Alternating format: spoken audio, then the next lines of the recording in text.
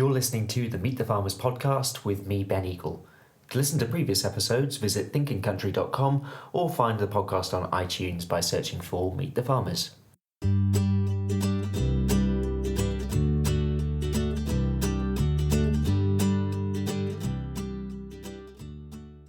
Hello and welcome to episode 30 of Meet the Farmers. Today I'm in the Waveney Valley of Suffolk at Fen Farm Dairy near Bungay, and I'm meeting Jonny Crickmore, who I first came across at the Aldeburgh Food and Drink Festival conference last year, and I knew fairly quickly that I really wanted him to be podcasted for this, so here we are.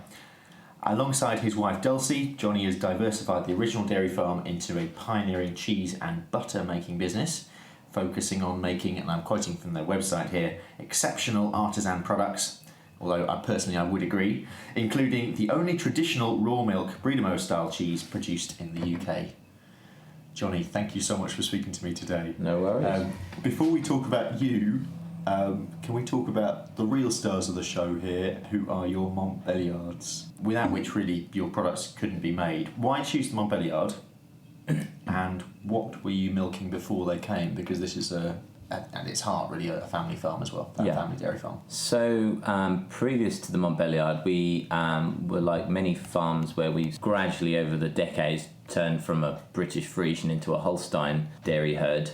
It was really 2011 which really changed a lot in the thoughts that I had of the direction our business was going. Up to that point, like so many farmers, it's about volume, large yields, and the Holstein was, the perfect animal for that. But on the bad side of that is that when you put animals under a lot of pressure, they tend to get ill easier. It's a lot harder to farm those so the animal's healthy. It was once we got our milk shed set up, I realised that people were coming to buy our products because of the quality of it and not the quantity. I mean, the story's quite long, but gradually I started changing things on the farm, and that's why we changed to Montbéliard, mostly because of cheese making, but it was the quality of their milk, which, is why we're kind of where we are today. And how did you select your cows? Did you go down to France? I did, yeah. We went back in 2012. I managed to get in touch with a Montbéliard cattle dealer in the southeast region of France, and he was very keen on inviting us out for obvious reasons, since he's going to sell us some cows. And had 3 days trekking around the Jura region of France on the Swiss-French border, picking these Montbéliard cows. We bought 72, brought them back to the UK, and from that point onwards the herd turned from a part of the herd was Montbéliard to now where we are, where they're nearly all Montbéliard. Before you bought the original herd, take me back to that time in terms of what was going through your head in terms of innovating the business, and how did you get to that point? Were you visiting other places? What sort of, this is previous sort of cheese, really? Yeah. So I think it was originally frustration. I got to age 29 and I was so frustrated with the dairy industry and the way dairy farmers were treated. No choice in what we were going to get paid.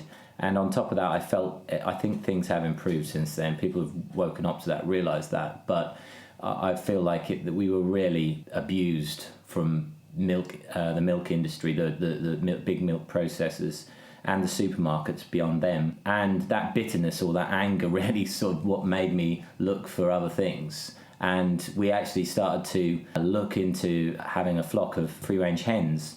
Yeah. Because egg price back then was, it's still not bad, but it was exceptionally good. We visited several hen farmers, and it was from the hen farmer idea where I saw his little shed at the end of the road where he sold all his seconds eggs and his jumbos, double yolkers.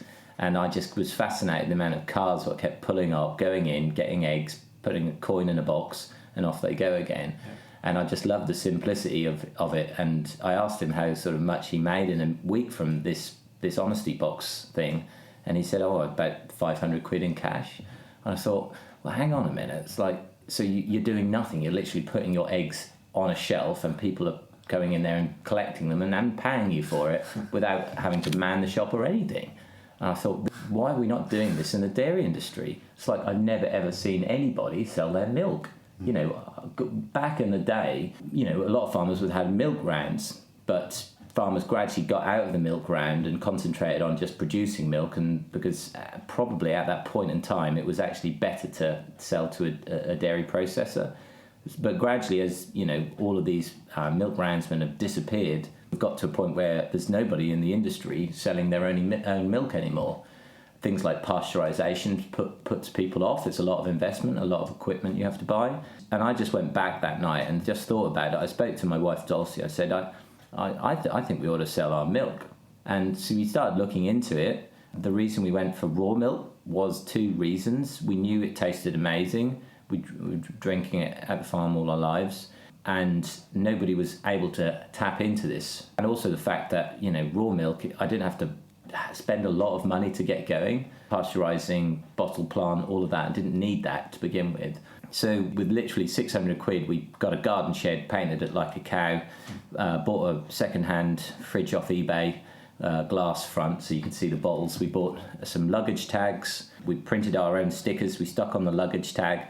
We tied the luggage tag to the bottle. We filled it up from the bulk tank, put it in our fridge, stuck £1 a litre on the fridge, on a bit, you know, written on a piece of card. Put an honesty box in there.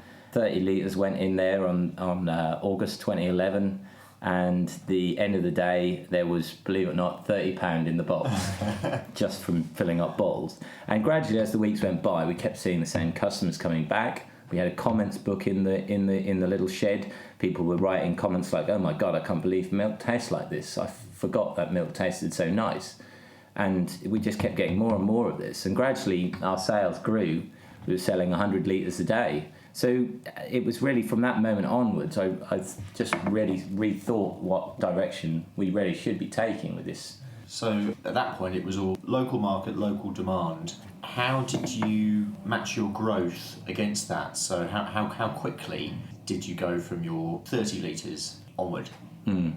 I think it was the first few months I completely sort of rethought what we were doing, because really it was only 2011. By the time we got to May 2013, we had a cheese making plant on the farm. Yeah. Let's actually turn to that. Yeah, let's talk about cheese. Yeah. Where did that begin? So I think after a few months with doing the honesty box scheme with our milk, I realised people were buying our milk because of the quality of it. I also realised that with raw milk, there's a lot of restrictions what you can and can't do with the stuff. And for us to go any further, to grow more and selling our own product, that raw milk there was always going to be a sort of a cap on it. You couldn't go any so far with it, because people can buy our milk locally, but that's where it stopped. And I just thought, where else can we go with this? And making our own cheese seemed to be the logical next step. There was really hardly any cheesemakers in East Anglia. Small scale farmhouse cheesemakers, there's very few really in the whole country when you look at it. Yeah. Cheese was good because you could use all your milk. I liked all of that. So I didn't have a clue about making cheese, what type of cheese to make. I must admit, I didn't even like some of it. It's a bit stinky, when you get into the world of cheese. And but I thought, let's investigate. So we went around the UK. We looked on the internet, found cheesemakers, farmhouse cheesemakers similar to us, which had been successful and done great things with their product. And we asked them, could we come and say hello and just see what they're doing? We were thinking of making cheese. So we did that, and that gave us ideas. Also gave us names of the people to meet in the industry, who, the people who would be able to help us along the way with this, when it comes to selling the cheese, advice on setting the building up, advice on making cheese.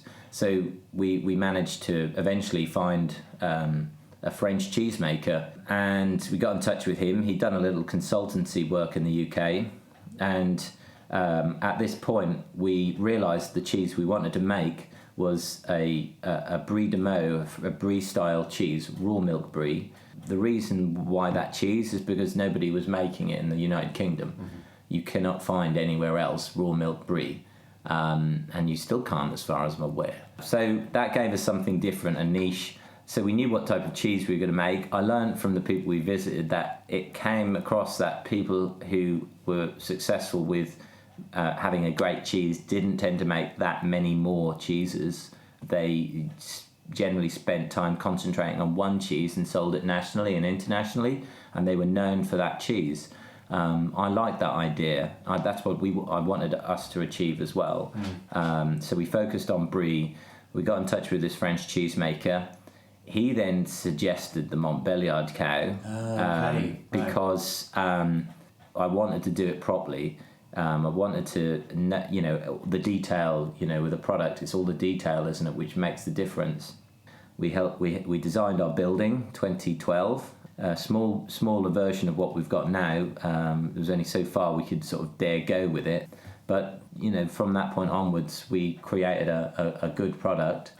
Interesting that one of the other good things I did right at the beginning was I was lucky enough that Anna Hill from Radio 4 was interested in our raw milk shed and did a story on us, and at the time I said, maybe you'd like to come back when we start our new cheese making factory. Yeah. So Anna came back on the first day of cheese making, and it was it's a great start when you can get national radio on a new setup, starting a new business, and we started to build up lots of interest right from the start. When it comes to the raw milk, I'm interested in the questions that people ask you, or perhaps still ask you, because is there a perception out there that raw milk either has special health benefits or has certain dangers? I would say it potentially could have both. By pasteurising milk, you can have a very, very strong chance that the milk is going to be safe to consume. With raw milk, you don't have that easy way of making it safe. To make raw milk safe, you have to have very good farming practices. The animals themselves have to be healthy. They mustn't be overstressed. They mustn't be too much pressure put on them. The farm itself has to be well maintained, rodent plan, clean water for drinking for the cows. And then it comes to the milking parlour. If you've got the joys of HACCP. Yeah, the HACCP. It's important that you create your own HACCP with it, so you can everyone is using that of the standards. HACCP is another acronym, guys. It's Hazard Analysis and Critical Control Point. Yeah, that's it. Yeah. Milking parlour, the cow's teats have to be really clean. You have to make sure there's mastitis in the cow's milk. You have to make sure your milking parlour is very clean, and you have to make sure every step of the way to where the milk goes into a bottle is exceptionally clean. And that way, your risk of anything harmful being in your milk is incredibly small. Yeah. So what you have to look at, you have to weigh up the two choices that you could, say, let's ban raw milk, because it might make somebody ill one day, or the other side of it is it's proven out there that people are responding to drinking raw milk and making them healthier. It's not everybody, but there is a lot of studies done which has shown that some people cannot drink pasteurized milk but can drink raw milk. Some people who have asthma drink raw milk and it goes away. There's a lot of people out there where this has happened to. So for the very tiny chance of somebody dying from it, to allowing many people to be able to have a better life in drinking raw milk, then I think that's the interesting sort of debate about it all. But I think the key is with raw milk is that the people who sell raw milk have to be responsible and and take great care on what they produce, and then the industry itself can grow. Yeah. Now, as you've been describing, you've invested a huge amount in the business in recent years at a time when a lot of dairy farmers have pulled the plug and left the sector. Obviously, you have a very direct plan. What else is driving you to stay in dairying? Oh God, I don't know. I don't even know why I'm here. Why do I do it? I must love it. I mean, sometimes it stresses me out. Yeah. But I just love being a farmer. I love being a dairy farmer. I love doing something like we're doing with the cheese, and being recognised for doing something good. And that's what gets you out of bed in the morning. You need money to invest in your buildings, to have better facilities for the cows to, make a bigger cheese building, you have to have the money. But that's not why I do what I do. It's because I just get a lot of satisfaction. Yeah, it is a really difficult thing to describe, isn't it? Because I think it's the case with a lot of people in farming. Yeah, is that it's pinpointing why you do what you do. Because of course there's the business side, but there is this unsort of spoken about side I think as well. I think there's a lot goes into it all. There's a habit in there as well. You get into a habit of doing something. There's that side of it, but there's also the being brought up on a farm and having that sort of in your blood from a child. It's very difficult to why farmers do what they do, because they're all nuts. Me being one of them. We're crackers. People do not go into farming to make money. They do it because you love it, don't you? Yeah. You love being that outdoors person, seeing the seasons. You can't do any other industry where you can see seasons and experience the conditions throughout the year as being a farmer. Now, is it Baron Bigod or Bigod or Bigod or? I think it's all three. Okay. So French, it's Bigod. Yeah. It's a French surname. The name came with a guy called Roger Bigod, probably, back in 1066. He came over with William I, conquered England, and William was very kind and letting him be the Lord of Norfolk or whatever it was at the time. So he built a castle at Norwich, and it was his family, the Bigod family, as what we call them now locally, but I think a lot of people call it Bigod. And it was his son Hugh Bigod which built the castle at Bungay. So I love my area where I live, and I'm very passionate about my little town and trying to do what I can to let people know it's a great place to come to if you want to come on holiday and that sort of thing. So I think with cheese it's about having something connected with a name in the area connects with the cheese, because the idea is that cheese is unique to its surroundings because it comes from the land. It's the animals which graze the land. It's the bacteria and the yeasts and the molds which are in our area, which all have that. What all creates that sort of uniqueness to every individual cheese, a farmhouse cheese, not factory cheese. But and you've gone from selling a few litres of milk in a fridge to you are now selling your cheese nationally and internationally. Was that planned? No, it certainly wasn't planned. Wasn't. I mean, we didn't know where we were going to go. I envisaged we were going to do some farmers markets and sell locally. I didn't think we were going to end up getting to where we did. But yeah, it's just kind of gone really well for us, and we've won several awards, national awards from our products and the farm. And we're now processing about 500,000 litres. Whereas what we started with 30 litres of milk on the first day, on the farm, we've done that in just over 5 years, 6 years. And Prince Harry had it on his wedding day, allegedly. He did, allegedly. So the Daily Mail say. I mean, I can only go by what the Daily Mail tell me, but it was certainly on the menu, and from that was actually, we got a lot of interesting, press. A lot of stories off the back of having a local cheese. So it was on Look East and radio and local newspapers and things like that. So and interesting sales. Our cheese rocketed over the next 2 weeks off the back of that. How did you meet Dulcie?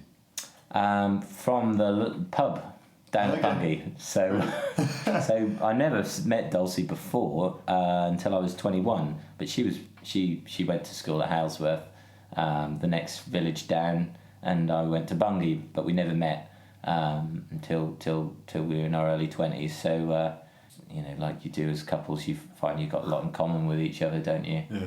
You like the same things and like sharing the same things, and also there's good partnerships or relationships. You tend to sort of like, it brings out the best in you, doesn't it? So you kind of one spur the other one on, sort of thing. So absolutely. And so her role in the business from those early beginnings to now, what does she head up as opposed to what you're heading up? What Dulcie's sort of given to the farm, I think, is what I as a farmer haven't. I am not necessarily understood at the beginning. I understand it better now.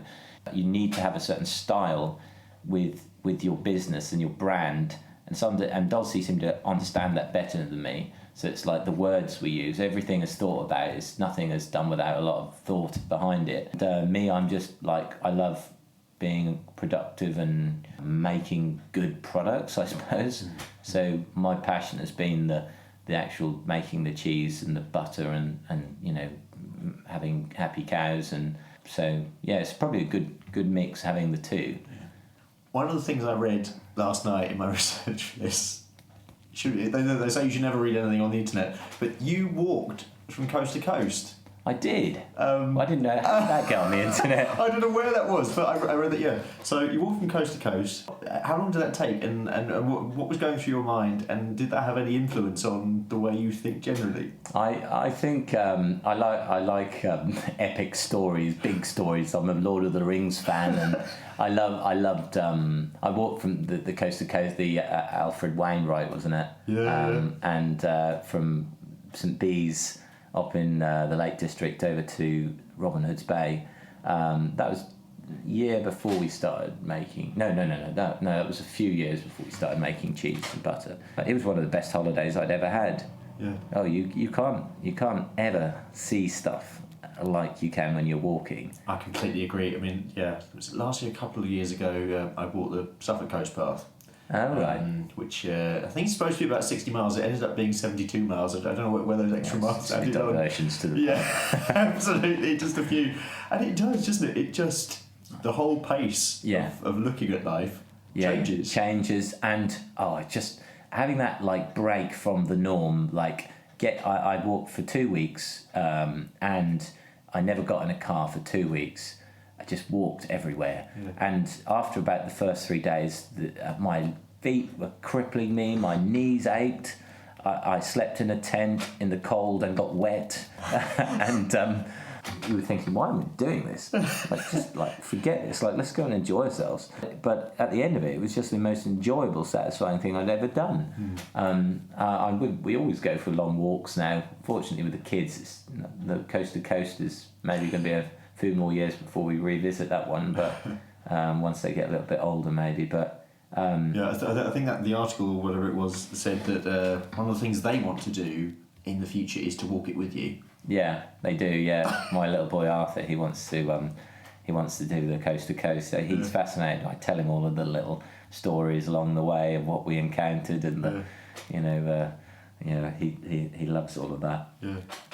Another highlight for you, I assume, was that you and Dulcie won Dairy Innovators of the Year last year at the British Farming Awards. Tell me about that night.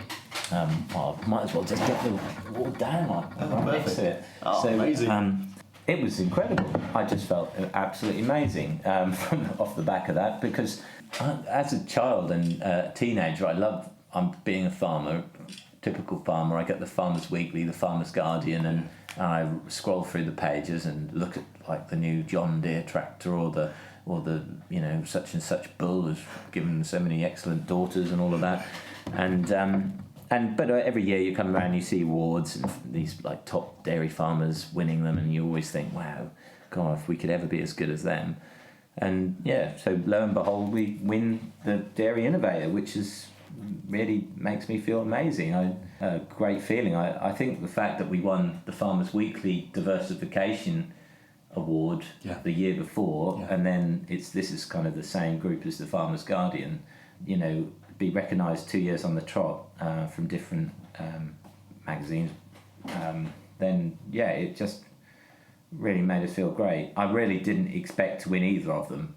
The reason I didn't expect to win the first one, because I thought the other two finalists were way better than us, and then we won, and then the second time, the British Farming Awards award, I thought they're never going to say yes to us because we won the one at the Farmers Weekly, and you'd want to like give it to somebody else who hadn't won an award before, but no, they did. So it's obviously and evidently well deserved. We're recording this episode during Veganuary, and we've got February. It'll probably be coming out during February. And I was in two minds about discussing this, and I understand if you'd rather not go into too much detail. No, but not at all. If you Google your name, one of the first things to come up is pretty much the tirade of, or references to the tirade of abuse and abusive messages that you've received via social media in the past by some extremist vegans, activists, including death threats and messages targeting your kids. Is the problem still there and underlying? And if so, what do you think can be done about it?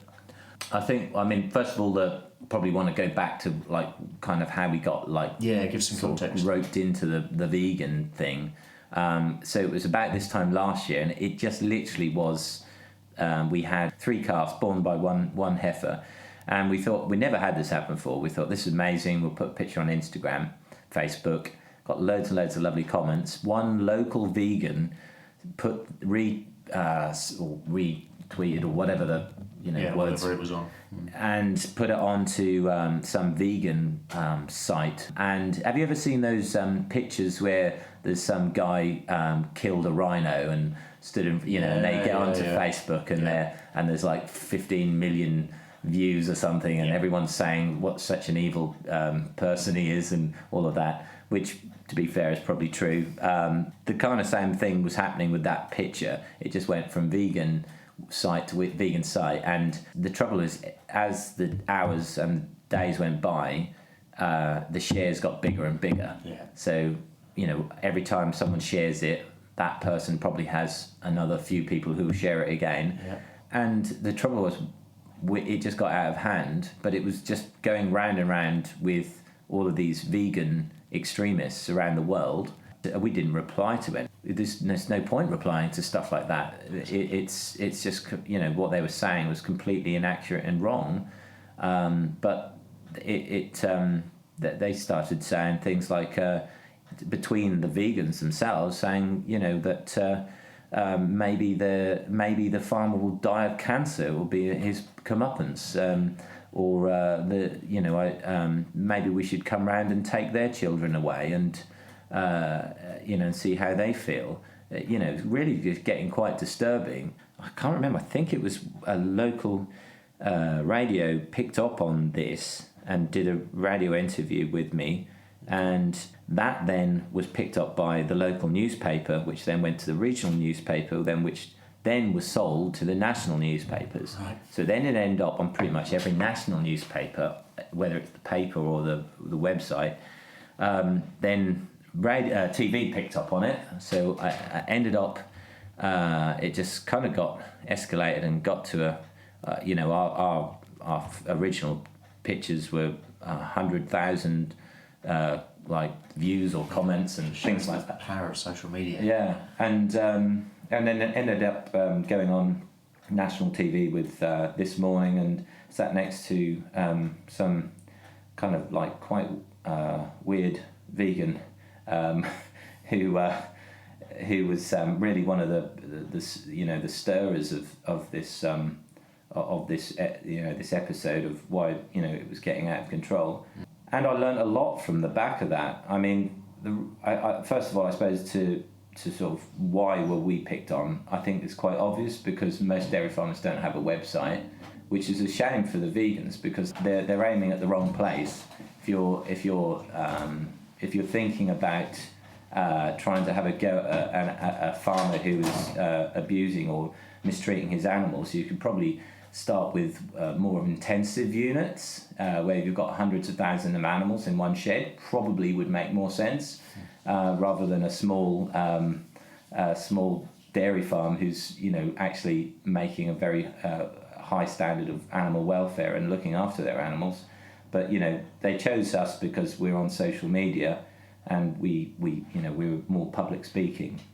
But off the back of it, after it all sort of died down, is that I realised that we as farmers have really, and the whole of the country, we've really forgotten about food and farming and appreciated food and where it comes from. And I think that's one of the things which I'm trying to make a point, that we need to understand as a nation where our food comes from. We need to understand that the difference between well looked after animals and not well looked after animals, and we also need to understand that it is not as straightforward to go vegan and save the world as you think, because the world things are very on a balance all the time, and as soon as you start changing that, as we're sort of seeing with Brexit, big consequences happen. And when you start thinking about what would happen, if we all became vegan, and what the everything would change. The habitats would change, the landscape would change. You forget that 60% of the farmland in the UK is pasture, and a lot of this land, the only thing you could actually grow on it is grass. Yep. And the only use to us with grass is by having an animal what eats the grass, and we eat the animal.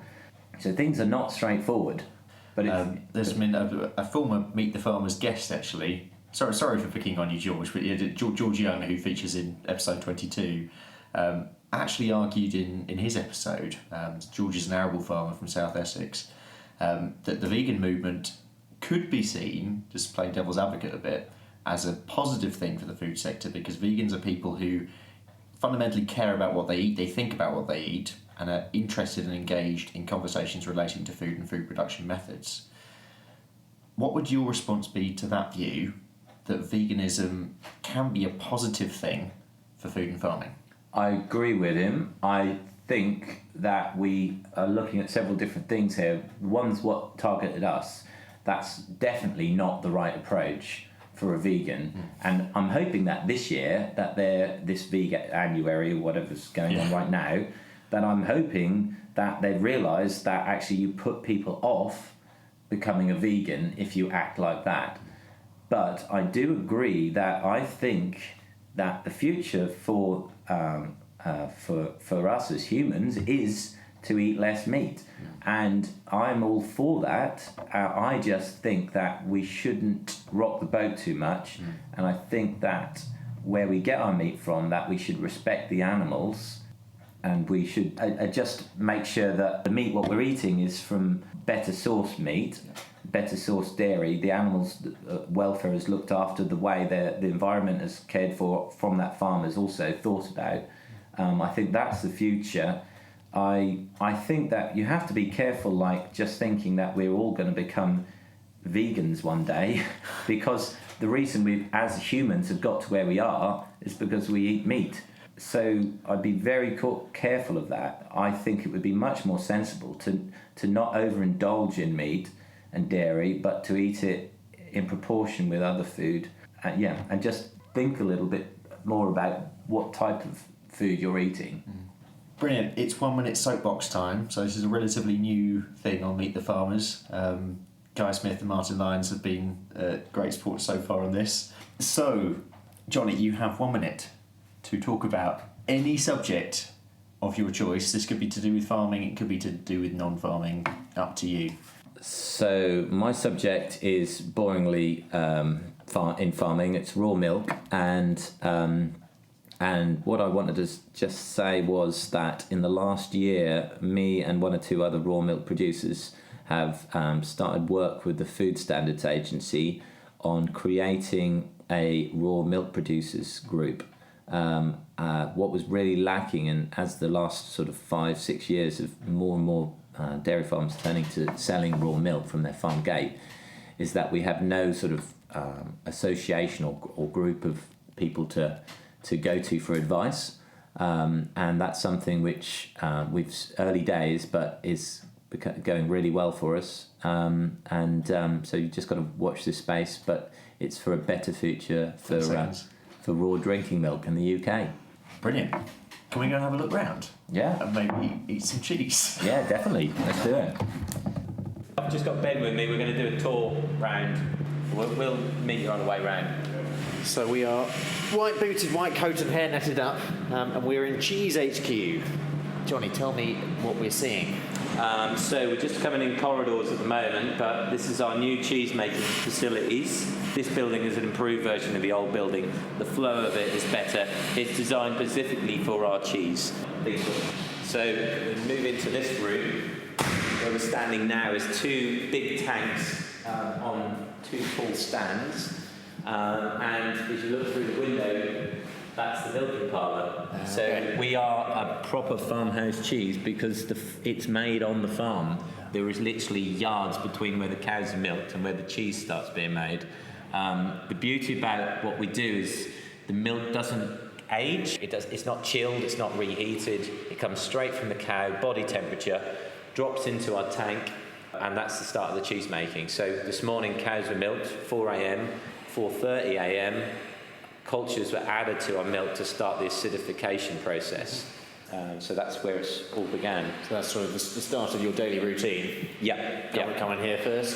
For me, no, I'm currently feeding cows. Okay. Part of the morning. So Mark and Steve, our head cheese makers here, they're here early, and they start by adding the culture. So the lactic bacteria starts to eat the lactose in the milk, the sugars, and that creates acid. The acid is a really important part of our cheese. The forming of acid in the milk is something to do with the structure and the flavour of the cheese, but also it's a safety measure. So we can't rely on this, like this, what we see here is a pasteuriser. We're not relying on pasteurisation to make our products safe. We're relying on acidification. As pathogenic bacteria don't like acidity. They can't grow in that sort of conditions. And how long is the process from your raw milk to your end product cheese? We're talking about 7 to 8 weeks you want to eat our cheese from the day we make it. Right, where should we go now? Move on to the next room. So from the tank, it then moves into the second room. This is the renneting room, and all of the milk, once it reaches a certain level of acidity, it gets the tap is opened and the pipe runs. So everything in this building is gravity fed. There's no pumps involved. So the milk runs into these little vats here, and this is the way Brie de Meaux would be made in France. Okay. It's all in smaller vats, and then you add the rennet at this point.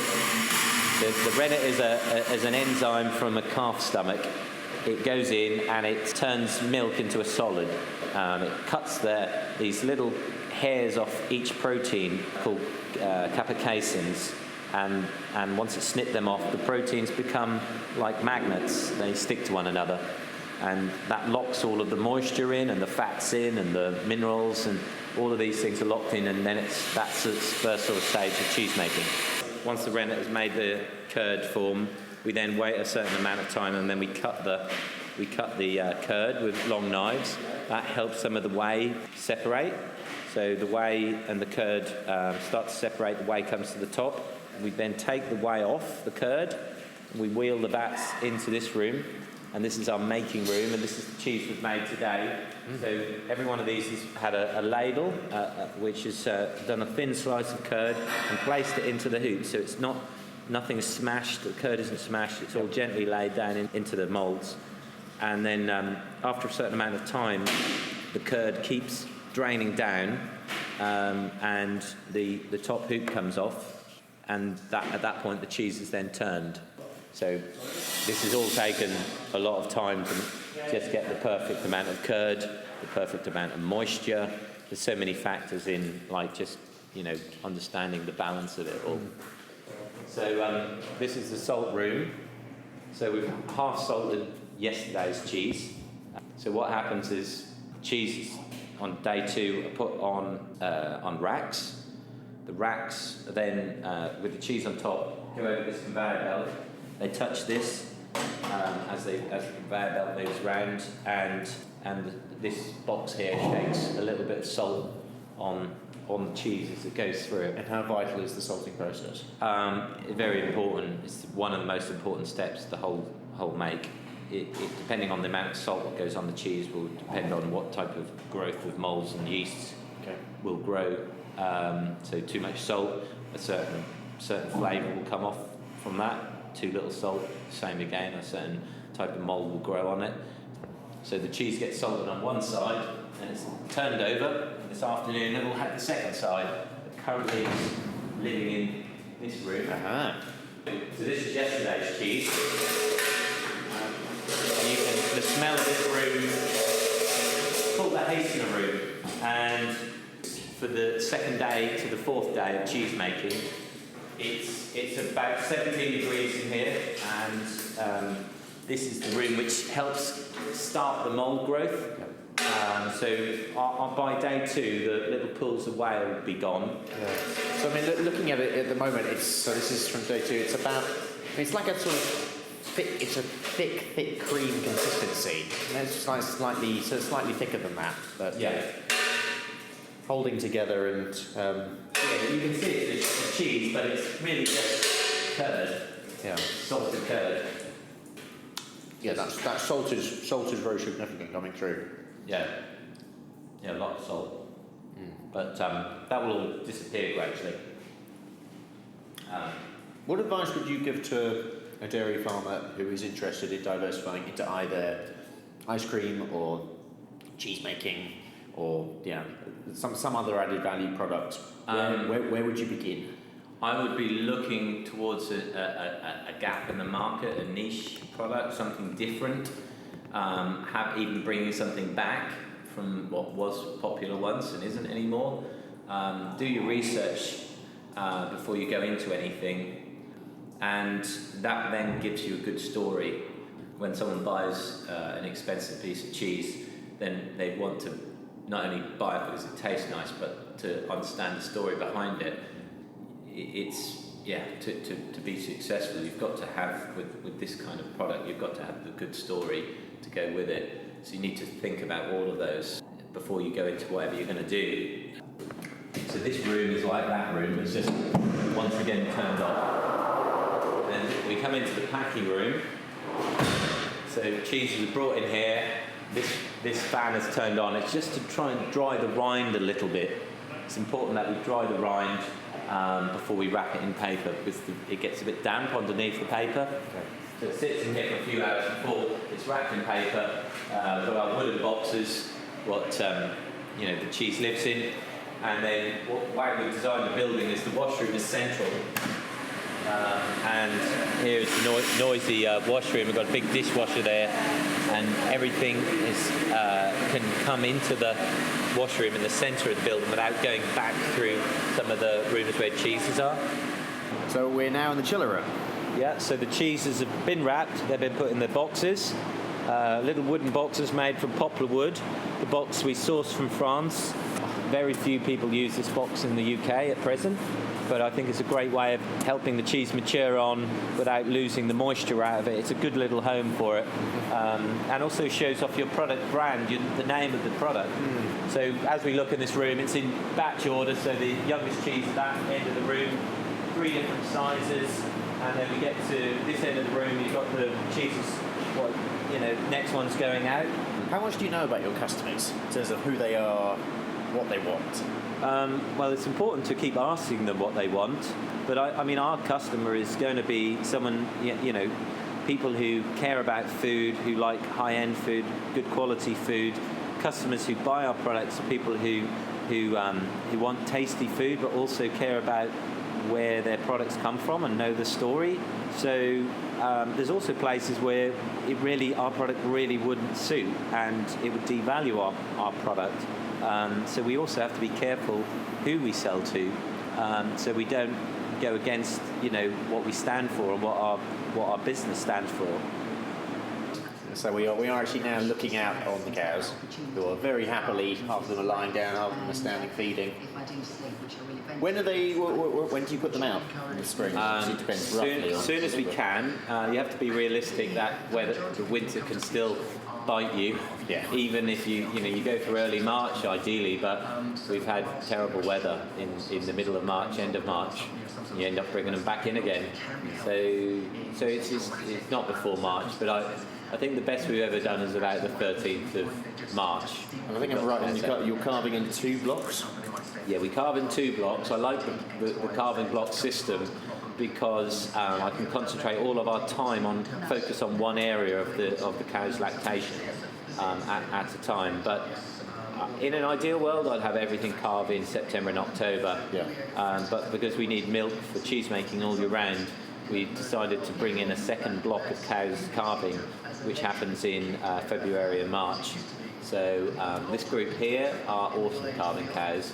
So see that old Montbéliard, she's one of the original ones from France there. She's, look at the sort of the width of her. Big old girls, aren't they? Beautiful animal. And is the aim to work towards a 100% pure Montbéliard herd? It will become eventually pure, but we took the decision to buy some cows in, and we wouldn't with a closed herd. We decided to be able to sort of get ahead of ourselves. It's going to take so many years to eventually turn into a Montbéliard herd just by breeding Holsteins with Montbéliard. So we brought in, like I said, 72 cows, and we've bred everything from that day onwards to a Montbéliard. So there's a lot of Montbéliard cross Holstein, but then their daughters are now turning out red and white, so they actually look like a Montbéliard. By the time you get another 2 or 3 generations, it will be all the Montbéliard cow. Jonny Crickmore at Fen Farm Dairy in Suffolk. And if you'd like to learn more about the Crickmore family and Baron Bigod cheese, check out their website, which is www.fenfarmdairy.co.uk. Next time on Meet the Farmers will be a little bit different, as I'll be speaking to Andrew Dewing, who is a grain merchant, chief executive of Dewing Grain, and host of the Dewing Grain podcast. I'm Ben Eagle, and thank you for listening to the Meet the Farmers podcast. Thank you especially if you are a new listener. It's great to have you on board, and please do tell your family and friends about the podcast. And if you're feeling really generous, please do give it a little plug on social media. I'd really appreciate that. You can hear all previous episodes at thinkingcountry.com, and I'll look forward to you joining me next time.